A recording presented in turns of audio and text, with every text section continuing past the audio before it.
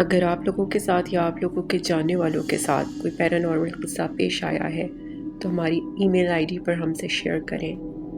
Best story کو select کر کے ہم اسے آپ کے کریڈٹس کے ساتھ نریٹ کریں گے۔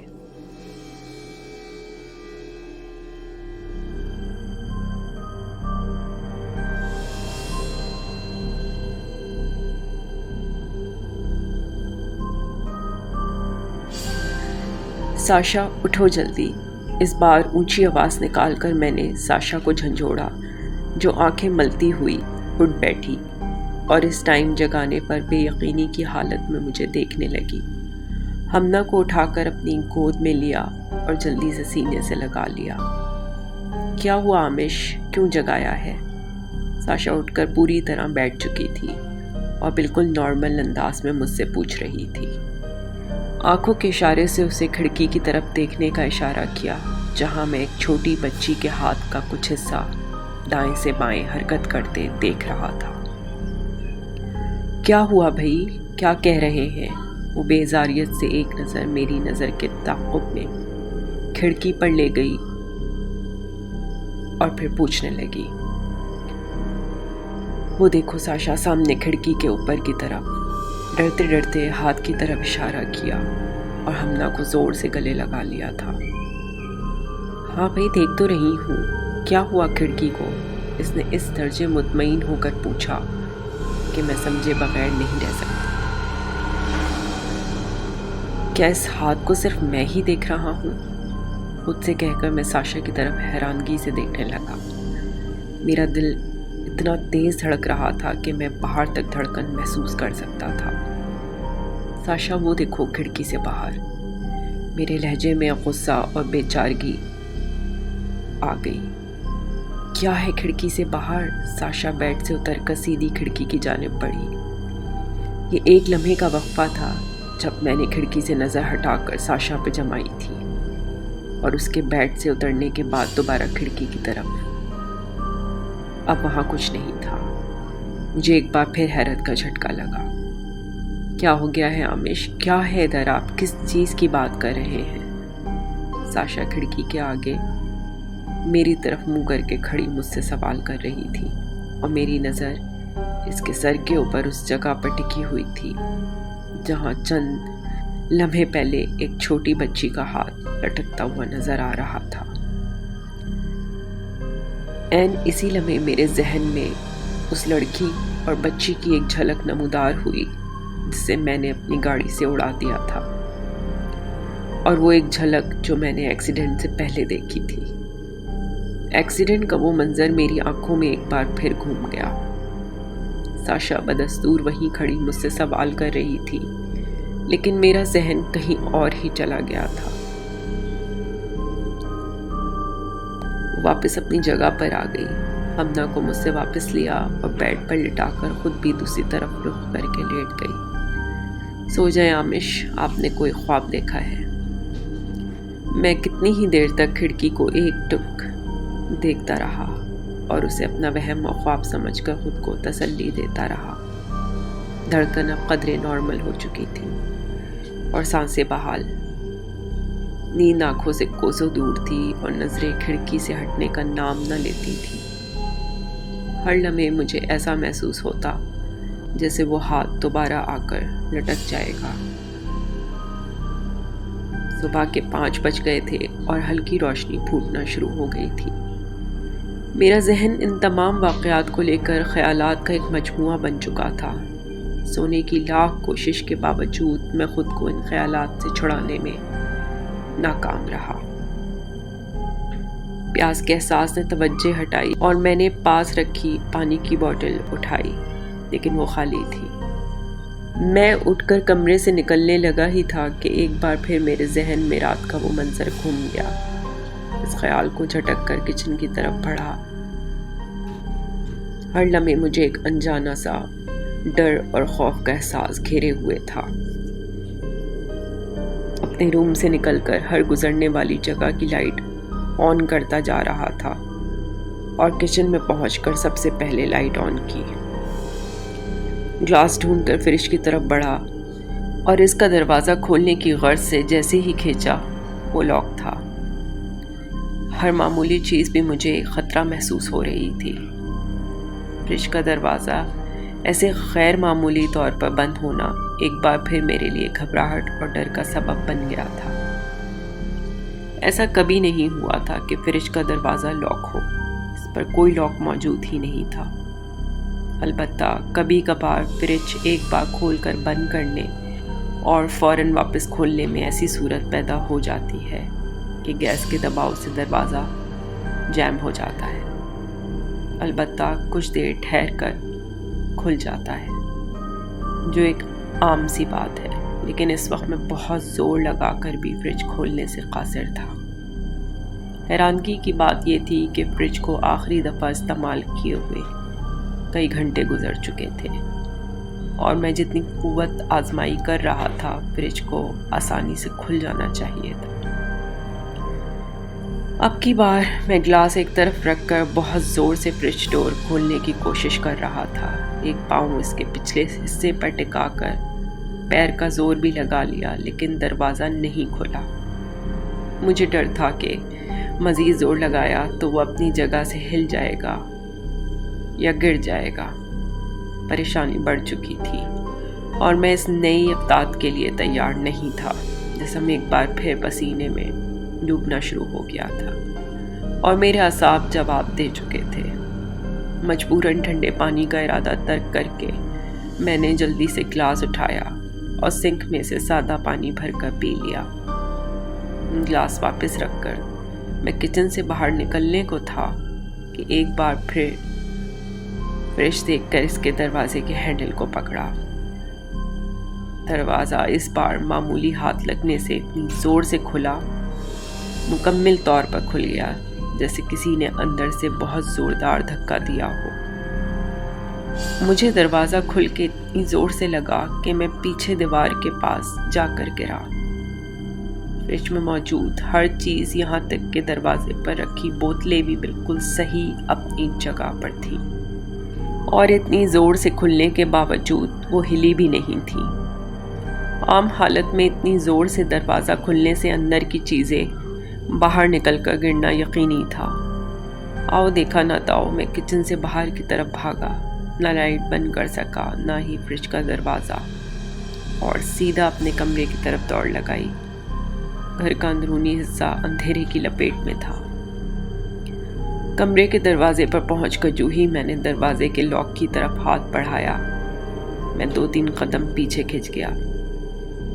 मुझे किसी ने नहीं पकड़ा था, ना ही किसी ने पीछे धकेला था।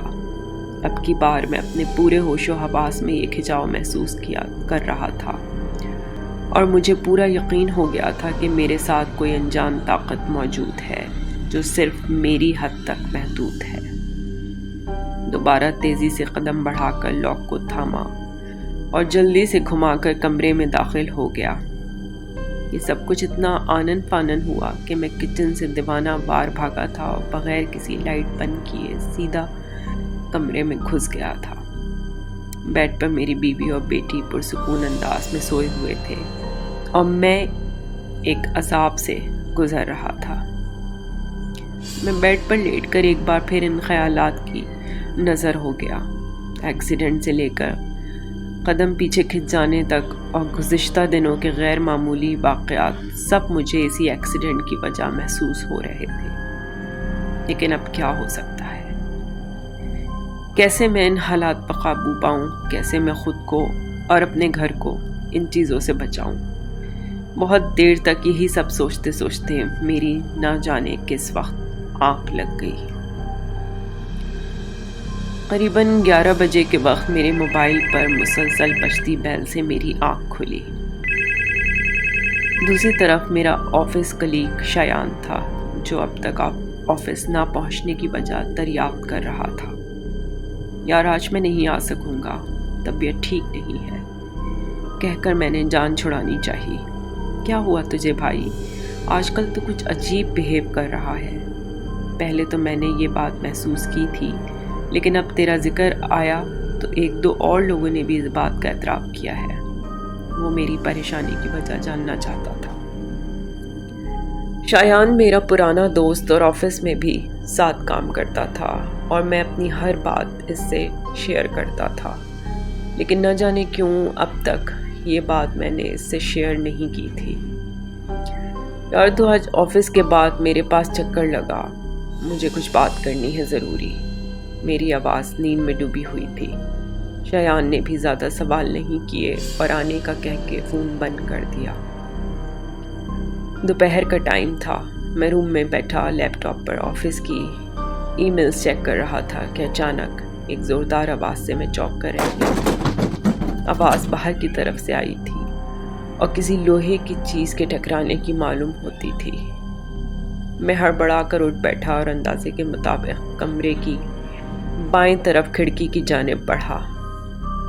آواز چونکہ بائیں طرف سے آئی تھی اور موجودہ کمرے سے بیرونی دروازہ بائیں طرف والی کھڑکی سے نظر آتا تھا، کمرے میں موجود کھڑکی سے باہر کا جائزہ لینے کی کوشش کرنے لگا، لیکن کھڑکی سے باہر پیڑ کی وجہ سے مکمل طور پر نہیں دیکھ پا رہا تھا۔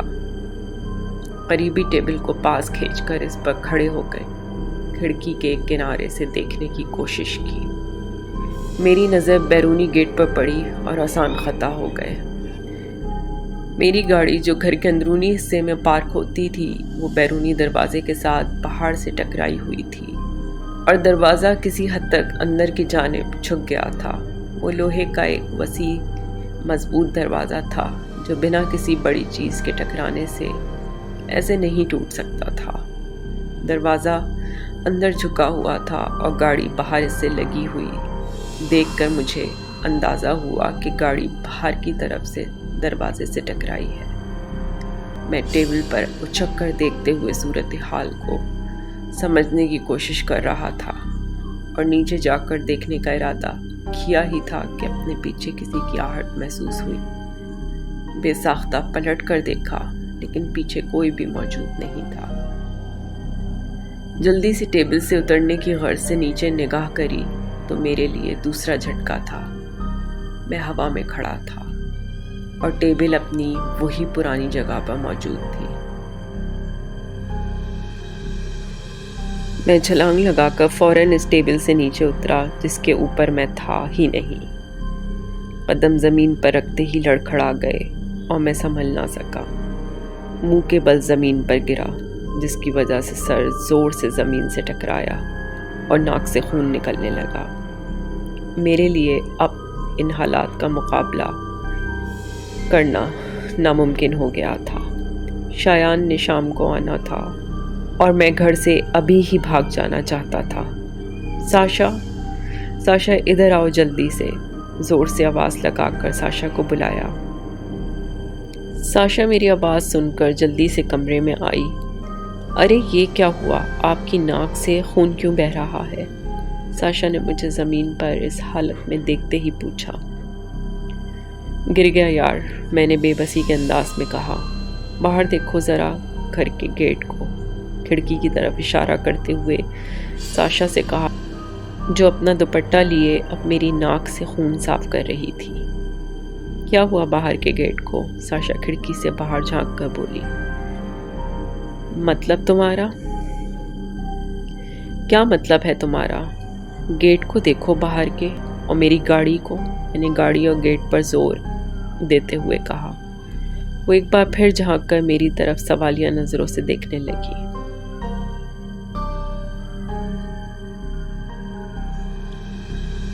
میں غصے میں اپنی جگہ سے اٹھا اور ساشا کے پاس آ کر اسے کھڑکی سے باہر کی طرف اشارہ کیا۔ وہ دیکھو باہر کا دروازہ۔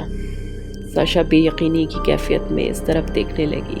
میری نظر نے اس کی نظر کا تعاقب کیا اور دروازے کی طرف دیکھ کر مجھے حیرت کا ایک اور جھٹکا لگا۔ ارے کیا دکھا رہے ہیں آمش؟ ساشا نے پوچھا۔ کچھ نہیں یار، مجھے لگا دروازہ کھلا رہ گیا ہے۔ بہانہ بنا کر خود کو مطمئن ظاہر کرنے کی کوشش کرنے لگا۔ اف آمش، آپ کی ناک سے خون بہہ رہا ہے اب بھی، اسے واش کرے، میں دوائی لگا دیتی ہوں، ساشا نے قریب سے دیکھ کر پریشان کن لہجے میں کہا اور خود دوائی لینے کے لیے دوڑی۔ میں جلدی سے روم میں موجود واش روم کی طرف گیا اور دروازہ کھلا چھوڑ کر واش بیسن کے اوپر آئینے میں اپنا چہرہ دیکھنے لگا۔ میرے عقب میں واش روم کا دروازہ موجود تھا جو آئینے سے میری نظر کے حصار میں تھا۔ اپنی ناک میں پانی ڈال کر میں نے نگاہ آئینے پر ڈالی اور عین اسی وقت دروازہ ایک جھٹکے سے بند ہو گیا۔ قریب تھا کہ میں اس اچانک ردات سے بے ہوش ہو کر گر جاتا۔ میرے اوسان خطا ہو چکے تھے، میں اپنی جگہ سے نہ ہلا، دل ڈھہ گیا تھا۔ میں نے آنکھیں بند کر کے واش بیسن پر اپنا سر جھکا لیا، کسی ہارے ہوئے انسان کی طرح۔ میں خود میں اتنی سکت محسوس نہیں کر رہا تھا کہ اب اس جنگ کا سامنا کر سکوں۔ ایک گہری سانس چھوڑ کر میں نے سر اٹھایا اور شیشے میں اپنے پیچھے کسی کو دیکھ کر دہل کر رہ گیا۔ پہلی جھلک میں مجھے یوں محسوس ہوا جیسے میری بیوی نہیں کوئی اور عورت ہے۔ میرا گمان تھا کہ شاید یہ وہ لڑکی ہے جسے میں نے کچل دیا تھا۔ میں فوراً پیچھے پلٹا، ساشا کو سامنے پایا۔ تم اندر کب آئی ہو؟ کیسے؟ میرے ہاتھ ابھی بھی لرز رہے تھے۔ مجھ پر حیرت کے پہاڑ ٹوٹ رہے تھے اور ساشا نہایت پرسکون انداز میں ہاتھ میں دوائی اور روئی لیے لگانے کی تیاری کر رہی تھی۔ میں حیرت سے اسے دیکھتا رہا اور وہ میری ناک سے خون صاف کر کے دوائی لگانے لگی۔ مجھے اپنے وجود کی ساری تکلیف، خوف اور ساری تھکاوٹ دور ہوتی ہوئی محسوس ہو رہی تھی۔ میری بیوی کا شمار دنیا کی خوبصورت عورتوں میں ہوتا تھا۔ تھوڑی دیر کے لیے جیسے میں اپنے ڈر کو بھول کر اس کے دلکش چہرے میں اپنا سکون تلاش کرنے لگا۔ میں نے سر اوپر جانب کر کے آنکھیں موند لیں اور وہ میری ناک سے رستے خون کو صاف کرنے لگی کہ اچانک اس کے ہاتھ کا ناخن یا غالباً کوئی بہت نوکیلی چیز میری ناک میں لگ گئی۔ میں چلا اٹھا اور درد سے کرہانے لگا۔ وہ خون دیکھ کر دروازے کی طرف لپکی اور کچھ لینے کی غرض سے باہر کی جانب دوڑ لگائی۔ میں تکلیف سے کرہانے لگا۔ وہ نوکیلی چیز میری ناک کی ہڈی پر چبھی تھی اور خون تیزی سے رستے ہوئے میری شرٹ پر ٹپک رہا تھا۔ میں دوبارہ واش بیسن کی طرف جھک گیا اور ناک پر پانی مارنے لگا۔ خون رکنے کا نام نہیں لے رہا تھا۔ میں فوراً پلٹا اور تولیہ اٹھا کر ناک پر رکھ کے باہر کی طرف دوڑا۔ باتھ روم سے باہر نکلا ہی تھا کہ ساشا کمرے کا دروازہ کھول کر اندر داخل ہوئی۔ خون تیزی سے بہہ جا رہا تھا اور گلابی تولیہ لال ہو گیا تھا۔ ساشا مجھے دیکھ کر پریشان ہو گئی۔ اس کے ہاتھ میں فرسٹ ایڈ باکس تھا۔ یہ کیا لگ گیا؟ کیا کیا تھا تم نے؟ میں نے اسے دیکھتے ہی بے ساختہ سوال اٹھایا۔ میری نظر اس کے ہاتھ پر پڑی اور اس کے ناخن ہمیشہ کی طرح چھوٹے تھے۔ میں بے یقینی کے انداز میں کبھی اس کی طرف جواب طلب نظروں سے دیکھتا تو کبھی اس کے ہاتھ کی طرف۔ کیا مطلب؟ میں نے کیا کر دیا؟ اور یہ اتنا سارا خون کیسے بہنے لگا؟ وہ تیزی سے بہتا خون اور لال تولیہ دیکھ کر پریشان ہو گئی تھی اور میری ناک کا جائزہ لینے کی غرض سے اسے چھونا چاہتی تھی۔ میں نے جھٹکے سے اس کا ہاتھ ہٹایا۔ ساشا کی بات سن کر مجھے چکر آنے لگے تھے اور میرے ہوش جاتے رہے۔